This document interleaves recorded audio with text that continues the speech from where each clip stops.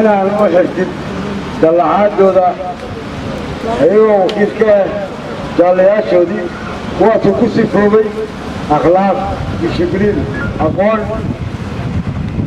إيوه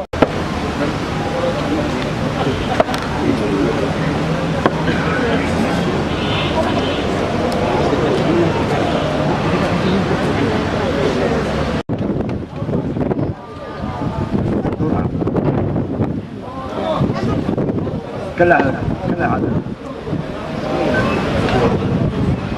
وهذا ما عبدي مع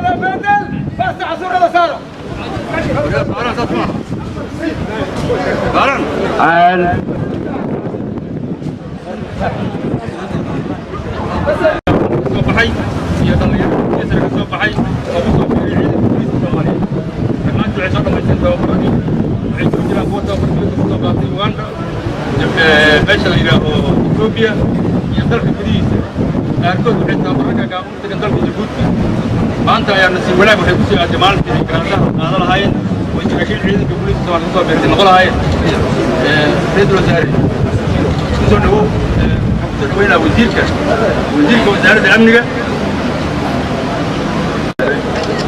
مدن تالية حلبانada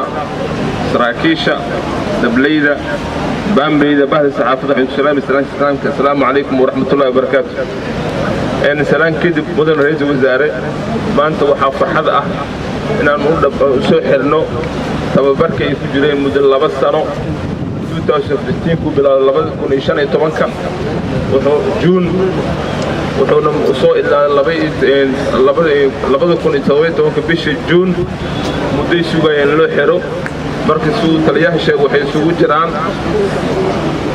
arday ka soo baxay dugsiga sare ee jaamacad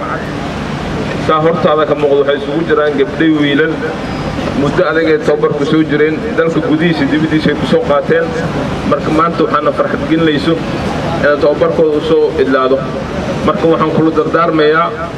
leeli saraakiisha maanta tababarku u xirmay inay dalkooda ku shaqeeyaan si daacad ee dadku u hoggaansadaan shacabkana u hoggaansadaan sidoo kale waxaan leeyahay wax badan aan idin sugayay muddo 2 sano soo qaadateen